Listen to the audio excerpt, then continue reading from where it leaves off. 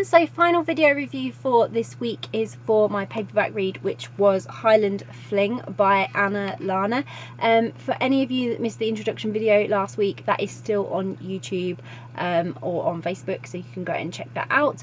And if you'd like to check out my Goodreads review, I have just posted that, so if you're on YouTube there's a link in the description below, or if you're on Facebook there is a link below all the videos. And like I say, this is a video review. So Highland Fling by Anna Larner. Oh my god, this was the cutest and sweetest thing I have ever read. I swear, I loved it so much. It follows two characters, Eve, who is on a family holiday, and it is mostly Eve's story.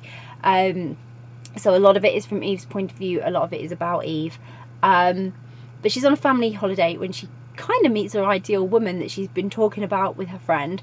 And obviously she then has that added level of nervousness because she develops feelings for Moira, who's this woman she meets, and she really would like a future to be possible, but obviously she's on holiday and she's going to go home, and you know, what does that all mean? But Eve is such a sweetheart, I swear, and she dares to hope and she dares to dream and she tries to follow her heart, and she engages with Moira in a bit of a holiday fling.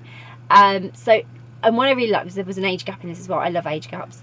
Any age gap, give me an age gap. I love an age gap. So it was just a heartwarming romance, and it was teamed well with Scottish scenery, like amazing Scottish scenery. Like the way Anna described it was just so beautiful, and you really felt like you were there with Eve and Moira, experiencing what they were experiencing, and it was just packed with romance, drama, and it was just passionate and everything, and it was just like one hell of an amazing romance. It also had like a nice level of humour in it as well, to keep it really light-hearted and airy, especially because Eve's character, she's one of those characters that's just naturally a bit awkward and naturally a bit silly, but she doesn't mean to be. It's just part of her like endearing charm as like a sweetheart, and she really, like, oh my god, you will love Eve, you really will. Anna's literally captured perfectly how a fling can be more serious than you intended it to be, how feelings can develop very quickly for someone that you've literally, they're a stranger, and just how magical and strong true love can be. And like I say, then teamed with all that lovely Scottish scenery for the Highlands, it just made it such magic. I was like, my heart was melting, and I was just like, I could imagine it, and I wanted to be there, and I wanted to be in that moment. I kind of wanted to be Eve. I was so jealous. Moira sounds like amazing. And just like capturing each character, she just got it down perfectly. This sort of like awkward cutie, sweet sensitive girl in Eve, and then, you know, Moira, a slightly older woman with a bit of a past and a little bit hesitant, and she really captured the Scottish idioms as well, and it really brought Moira to life. It really gave authenticity to the story, and when some of those characters were talking in the Scottish Highlands and stuff, God, you just got the hint of their accent in the dialogue, and it was just so well put together. I could literally hear like Scottish in my head. It was brilliant. So like the plot was like laced with like underlying deception as well, so it created a sense that Moira was holding back from Eve, but you didn't know what it was for a long time, and then when you found out what it was, you were sort of like a bit shocked, and it that added extra layers and depth to Moira's character as well. But then there was extra complication from a cast of characters, because Moira's got family, and they really added complication to her finding a happiness that she really deserved. But Moira was very good at standing in her own way of her own happiness as well, because she was quite insecure, and it was a shame because she shouldn't be insecure, but she was, and it, like I say, it just made her character endearing as well. It just made her character like so very lovely. And then I just got so invested in the story because of the way Moira was, and the way just Eve and Moira's, the way they came together was just brilliant.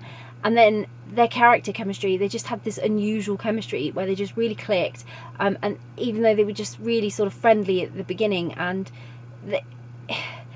they just had this attraction, you know, and although they had so much standing in their way, they tried really hard to overcome it, especially Eve. She fought sort of kind of really hard to dive in, try and experience romance as she wanted it to be, and you know, despite everything, tried to overcome fears, the past, and just get on with it.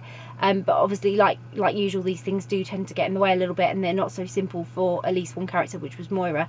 And I really loved seeing the vulnerable side of her, and I really loved the way she could sort of, she tried so hard to open up to Eve, and then she would just clam up, and it wasn't even her own fault. She really just had these extra complications. I can't decide who my favourite character was, genuinely can't. But there was one character who really stood out for me, and that was Alice, because I wasn't expecting to like her at all.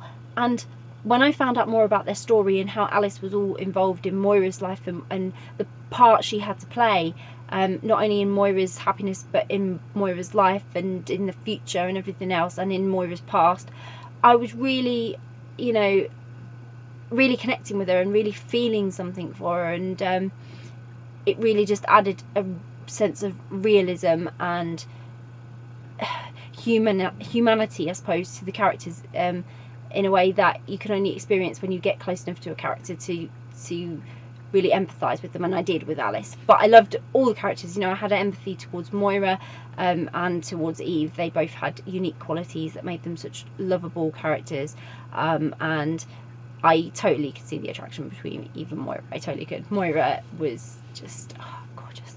And then obviously Eve's got her best friend Rox, who again, she's a comic relief. She adds a bit of humour, she keeps everything on its toes and exciting, and she is like the conscience nagging at Eve when something doesn't quite sit right and she's a little bit worried about her. So I really liked that she had her friend, and then she had this budding romance, and she had so much to learn and discover, which is brilliant.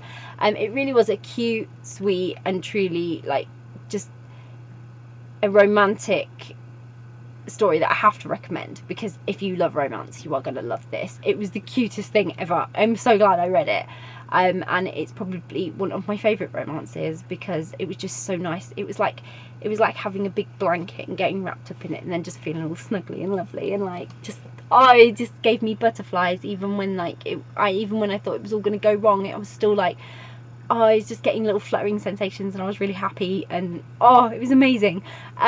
So I am going to pop a link in the description so you can go and grab a copy of Highland Fling by Anna Larner, because you know you want to.